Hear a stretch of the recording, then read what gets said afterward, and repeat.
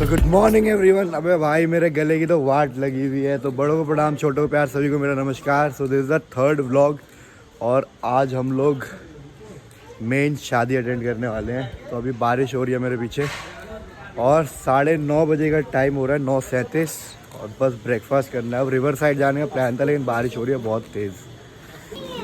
Juno Jim Corbett के मज़े ले रहा है।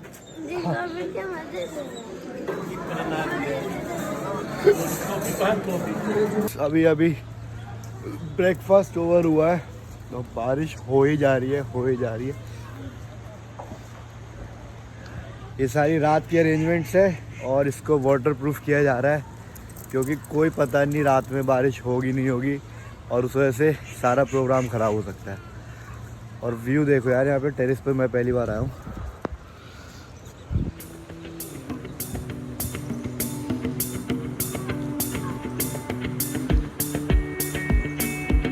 Finally the plan is on and we are heading to the river side. अबे भाई तो यहाँ पे ज़्यादा पानी भर गया। इधर नहीं, दूसरा रास्ता है ना, वो रहा उधर से। उड़िए, छोड़ना नहीं है, तो वो तो छोड़ के आएंगे उधर। शेर के पास। शेर के पास छोड़ के आएंगे। अभी पटका जाएंगे। ये कहाँ गए हम ट्रैक करते करते।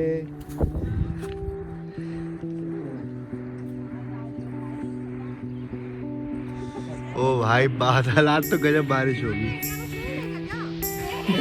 काश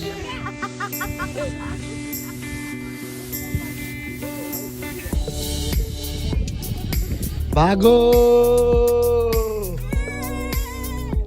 अभी पहुंचे थे यहाँ पे और जो प्रोफेशनल फोटोग्राफर था उनको भी बुलाया था मैंने कि आ जाओ यहाँ पे, बट बारिश होने लगी फिर से इतनी तेज और वो भी अभी तक आए नहीं और कैसे आएंगे। So let's head back. But मज़ा आया यहाँ पे सबको, फ़ोटोज़ बहुत सारी खिंचवाई, मैंने भी खिंचवाई। And you know where you will get to see that on Instagram.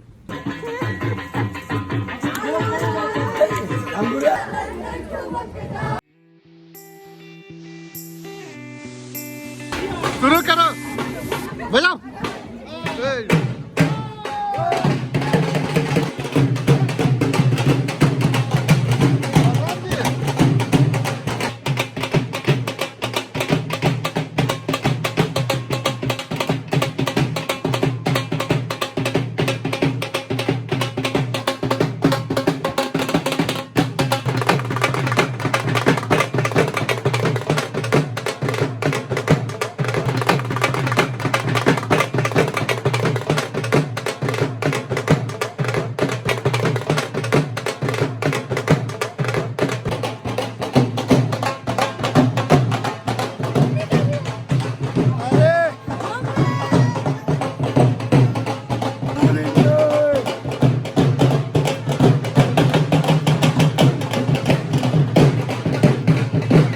में नाचने की प्रैक्टिस है।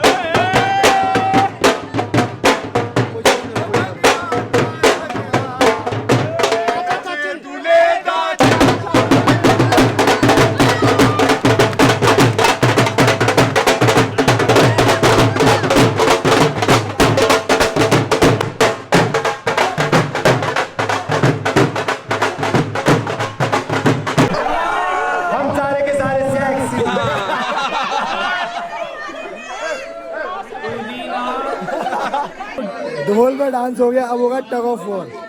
रस्सी नहीं मिली अम्मी, लेकिन ये जुगाड़ कर दिया है। Now watch and be entertain.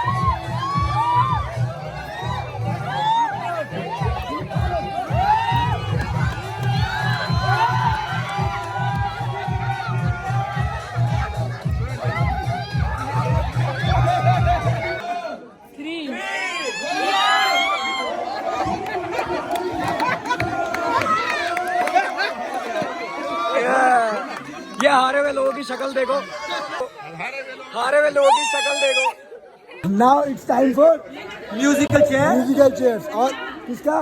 सिर्फ लेडीज का। सिर्फ लेडीज का। माता की चौकी में।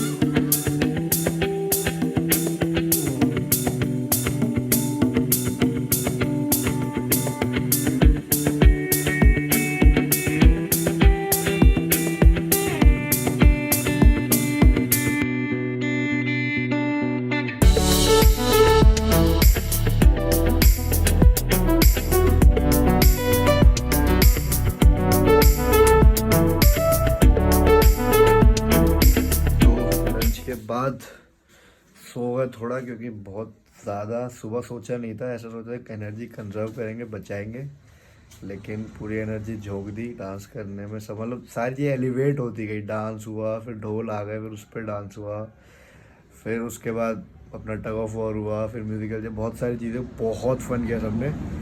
अभी बैठा हूँ बार्बर की दुकान पे, भैया अपना करवा रहे सेट। अब बस फाइनली तैयार होना है। बारिश थोड़ा सा बीटिंग कर रही है, थोड़ा सीन खराब हो रहा है बारिश की वजह से। बस बारिश बंद हो जाए तो अब तैयार होते हैं और आपको फिर मिलते हैं रिजॉर्ट। जय हिंद।